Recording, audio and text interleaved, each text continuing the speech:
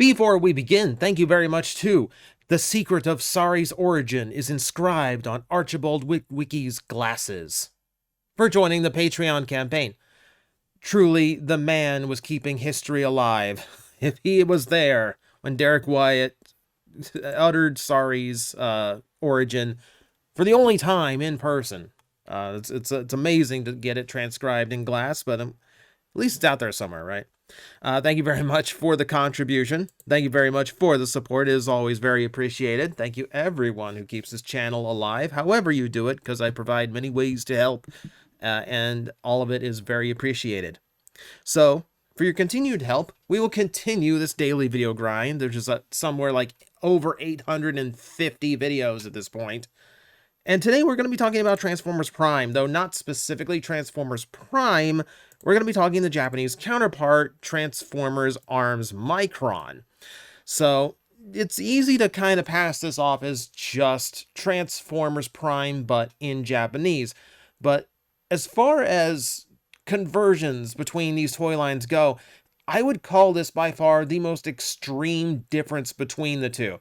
Keep in mind, to this point, we had pretty much known things on the Takara side to run pretty similar to how Hasbro did it, though on Takara's end we did expect the decos and the paint job to be more extravagant and more accurate to whatever material they were using.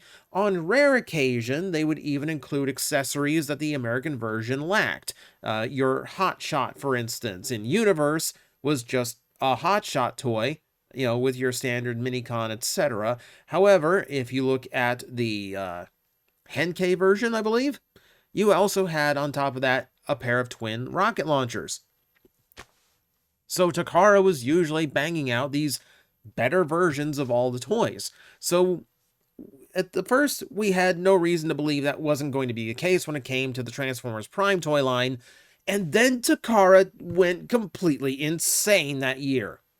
So most people, I think, remember this toy line as the one where you could get Breakdown that never came out in the US, at least until like 10 years later. And yeah, there was occasionally an exclusive figure that never came out in the US, or a color scheme that was released over there but not over here. You know, we got Sergeant Cup in Transformers Prime. They got Ironhide, who, if you watched my like Origins of Transformers Prime video, where we look at the original concept, you'll know Ironhide was originally slated to be in the cast, pretty much in the same design his eventual toy came out as. But no. Like, for the most part, yeah, there's a few exclusive figures, but for the most part, we all got the same cast. It was the presentation that was different. Now, for starters, when you look at Breakdown here, you're going to notice a couple of things. For starters, stickering. There was a lot of stickering in the Japanese version of Prime. Most figures were heavily stripped of their paint applications and given stickers in place of that you had to put on yourself. And not always to the best degree. Keep in mind, these figures were never originally intended to do stickers, so there wasn't a whole lot of like broad flat surfaces where their details would go. So you typically had a lot of stickers that were difficult to match up. I mean, the few Arms Micron figures I tended to have issues with getting the stickers to line up exactly in the gaps they were supposed to go in. You know, largely because those gaps weren't supposed to be stickered. They were supposed to be painted. But there's a reason for that. We'll get to that first. We'll get to that here in a little bit. But for now, we just have to kind of cover the basic of what they did. They made you sticker the toy. But that's really not what people know it as. The line is called Arms Micron, which is what you see with that little rhino on the screen. They were Minicon loaded. The Japanese version of Transformers Prime actually brought back Minicons. Not as you or I know them, however. New take on them. They typically came like this. It was an unpainted figure. Again, sticker detail only. And it came on a sprue for you to assemble just like a miniature model kit.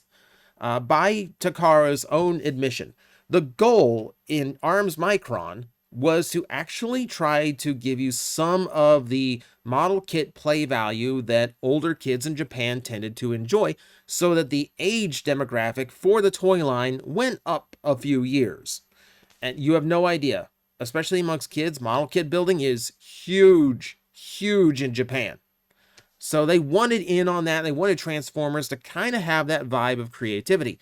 Build it yourself. Create your own thing. Here's a bunch of things you can throw together and make your own stuff. Because apparently they did testing on this and found that when they gave kids a bunch of mini-cons and random figures, they just started combining things into bigger weapons and bigger accessories. So they decided, let's just make the entire toy line creativity-based. Which on the surface isn't the worst of ideas. And the ARMS Microns were a huge element of that. Aside from giving you like a mini model kit with every figure you bought, they sold these model kits in a bunch of different ways. For instance, you could buy them as candy toys, you could buy them as gashapons, and they came out in all manner of color, shapes, and designs. You had animals that turned into weaponry, you had characters that turned into weaponry. In fact, like, some of the more notable ones are just miniature versions of the main cast who turn into weapons. And these are marketed as a separate character that just happen to look like the big characters, but you know what they're going for here. They're trying to sell an Optimus Prime gun that turns into Optimus Prime, because that's kind of gimmicky. Now, when it came to the figure, the Microns that were sold with the main figures, they typically replaced the accessories that those came with. So it wasn't just the fact that you were getting a stripped down action figure so you could sticker it yourself. The accessories were also stripped out in favor of the ARMS Micron. So a character, like Bulkhead, he'd have his a big mace, he'd have his big spike ball, but the spike ball could turn into a little robot. Okay, so that's not so bad. And it's replacing a big light up electronic figure that, honestly, in my opinion, were to the detriment of the American version of the toy line. Felt like a big chunk of the budget went into something that ultimately wasn't accurate to the show and wasn't as fun to play with. But that's just me. I mean, it was designed to be like a flippy gimmick for kids, so not my demographic. But with the Voyagers, that's basically what you got. You got a simplified version of the weapon that the American version came with. On the deluxe side of things, what you were getting was a larger version of their main weapon, which was fine in most cases, but if you're a character like Ratchet who had twin weapons, you only got one of them, which was kind of unfortunate. And then, of course, you went and bought another one that was just in a different color in order to have two blades on your Ratchet. Like I said, you went and bought the gashapons. It all came in wild different colors. Aside from some of the original ones that looked like the cast, the Microns available in the main characters were also available individually in various ways. Now, they did have this whole combination sequence in play. And if you look up, you can go look on the list on TF Wiki. My God, they had so many official combinations. Some of them looked really good. This sword, for instance, looks fantastic. It's 3 ARMS Microns combined into one gigantic Buster sword, and it works. It actually does look good, and it actually seems to be like intended to be what it is. And then you had things like the Rainbow Shield. Go buy the same piece 4 times, and then just jam them together, and that's a shield. It became very obvious which ones were designed to work together and which ones were just something that they innovated out of what they had available. Needless to say, there's a ton of official weapon combinations that Takara showed off, and all of them have their own level of ridiculous to them, but it was supposed to inspire kids to come up with their own combination ideas, and of course, that's the whole point of the Microns. Now, in order to actually work with the larger figures, they still had to kind of act the way that Minicons did. So what happened with a lot of the figures is a lot of retooling in order to incorporate these new kind of Minicon ports. Now, most of these figures were not designed with Minicon ports in mind. So rather than just having holes tapped into them, they had brand new holes molded into them that stuck out from the vehicle. Knockout is an unfortunate example because, of course, the character trait of Knockout is he's supposed to be very vain about the look of his vehicle mode. That's a little bit hard when you got a bunch of black boxes sticking out of you just for the sake of some holes in your chassis. But this did allow them to actually work like ARM's Microns, and it did allow them to be mounted on various points in order to actually have more interactivity. So, okay, you had to innovate your Minicon ports. For the record, this is officially the reason why Breakdown never came out in America, because Takara went and made that toy all on their own, and the Minicon ports were hard molded in from the get-go. So there was no clean version for Hasbro to release. To my knowledge, the Microns they released, because they were tiny little parts on a sprue, wouldn't pass safety laws at the time. So they didn't want to include that, and then they didn't want to do just Breakdown on his own when he had a bunch of ports for something that wasn't there.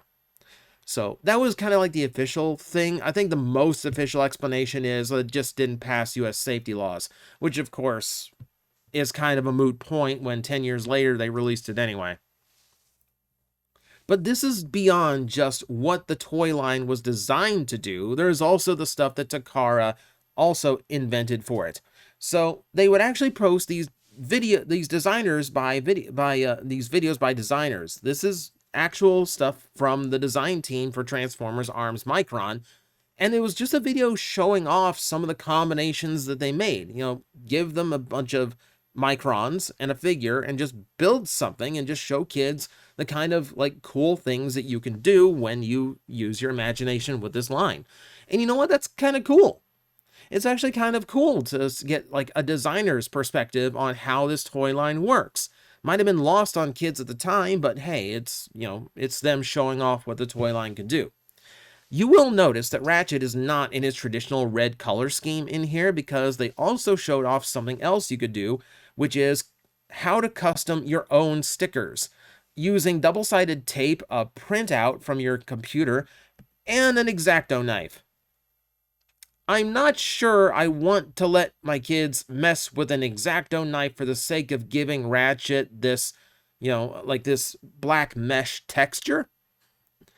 Okay, I don't really need a carbon fiber Ratchet that badly. Aside from just being somewhat unsafe, printers not really known for like detailed quality, at least home printers. Maybe not the best of ideas, but they were trying to show what you could do. You know, they're trying to show you don't have to use the stickers it came with. You can make it look however you want, you know, and you're getting that model building vibe in you. Okay, fine. And then in the same video, they showed off this. So this is supposed to be jet sound wave, according to the designer. All right, so he's got these massive jet engines strapped to him, which I think kind of defeats the whole sleek design the character was designed for.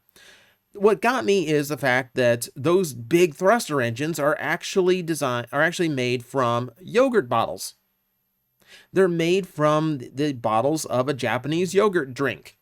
So just, you know, encourage the kids to root through the garbage to get parts for their toys, and then spray paint all their toys silver so you can attach them together. Again, I'm not against working with creativity, but this is also absurd. This is also ridiculous. You will also notice that Soundwave is carrying a brand new weapon, which is actually a plastic fork. So he's using the leftovers from dinner for weaponry, which I'm not sure is the best thing for my toys. But you know what? If you're just going to encourage for imagination, okay, fine. It's recycling, right? It's weird. It's weird to think that this toy line that actually had designers encouraging kids, oh yeah, just like slap bottles onto them. Slap bottles and forks onto your toys. Just see what happens. Weird marketing. Really weird marketing. And marketing that gets weirder, too. So, at the end of every episode of Transformers Prime in Japan, you would have two minis that ran. Two little miniature shows that ran. One of them was the ARMS Micron Theater, which just basically showed off these, like, really cheap, really like, simple and very short CGI animations starring the ARMS Microns. Just goofy little segments, 30 seconds long, completely harmless, you know, just Enough time for one gag, and that was it. But they were odd, and they certainly were different than the tone from the show, which we also have to talk about in a second. But that also wasn't the only segment. There was also another one where they actually had an idol group sit down and play with the Transformer toys while the voice of Vector Prime, I'm not making that up, would give them instructions and tell them history about the franchise. These segments were longer. They took up several minutes. Now here's the thing. Shows in Japan, like anime in Japan, typically runs about 25 minutes long. If an anime is brought over to America and adapted for TV, typically a few minutes are chopped out, or like stock animation sequences are sped up because they have to get it down to a 22-minute runtime in order to fit American commercial length. So typically when an American cartoon comes to Japan, especially a Transformer one, it's not uncommon for them to kind of bulk it out with some extra skit or segment. But this took so much time away from the actual show, they had to do something that I've never heard of, which is chop up the American show for Japanese runtime. So typically, episodes of Transformers Prime in Japan were about 3 minutes shorter to make room for both of these different segments, which obviously are completely off tone for Transformers Prime, and just really weird in general. But maybe it's not so off tone because, akin to Beast Wars, Beast Machines, and many of the American-produced Transformer shows that went to Japan, they got a goofy dub. They took what is likely the darkest Transformers series, and they made a comedy dub out of it. Ratchet, for instance, would actually talk to the kids watching. Lots of fourth wall breaking gags, lots of more zany antics. At least the ones they could dub in. Obviously, they didn't change any of the animation, but it did create a really awkward show. You know, like now the translation really doesn't fit the dark visuals.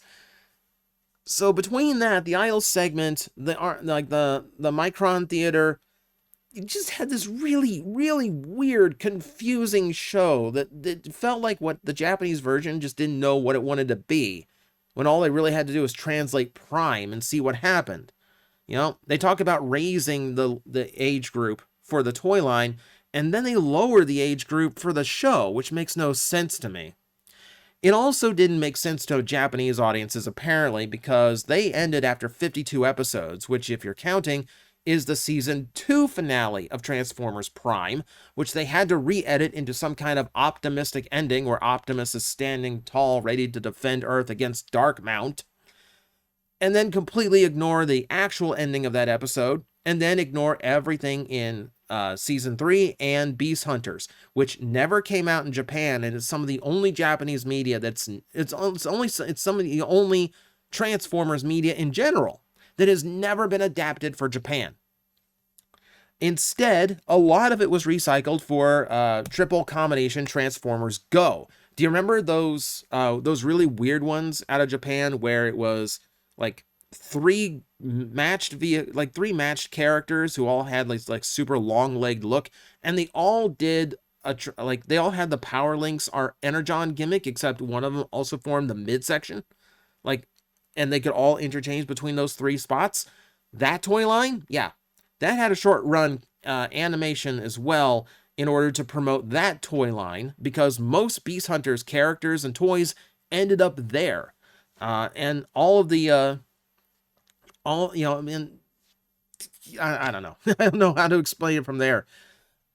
All of the Beast Hunters toys beyond that ended up being just shuffled into Transformers Go in some really weird out there color schemes. Sometimes they're original characters, sometimes it was just a way of selling off another Bumblebee, and then you get weird things like Hunter Ratchet here, who is a Decepticon. I guess based off of like him going corrupt or like Dark Energon influence, whatever. But this is how, the last of Transformers Prime had to get out in Japan, because apparently the show just did not do well, and they didn't continue the toy line either, so I am presuming that the whole make it all up yourself didn't really do well for Japanese Transformer fans, as, as you can see here, They did away with the ARMS Microns, and they started painting all the figures again. So, c'est la vie. So, if you're ever curious just how different a toy line in Japan can be, that's how different. Just based completely off of what they thought would work marketing-wise, and unfortunately did not seem to work out the way they intended. But, it does create some interesting toys, and it creates an interesting point to talk about. Anytime collectors will tell you that back in the day, Takara used to do all the Transformer toys way better than America did, point them to ARMS Micron. Because while they have some interesting concepts, execution-wise, yeah, didn't really work. But that's the topic for today. I hope you learned something. For those who have never looked into it, it is about 10 years old at this point, so I'm sure there's people who jumped into the franchise who never looked into this. That's why you have me to do these quick little history videos for you. So, I hope you learned something today, and as always, I will see you next time.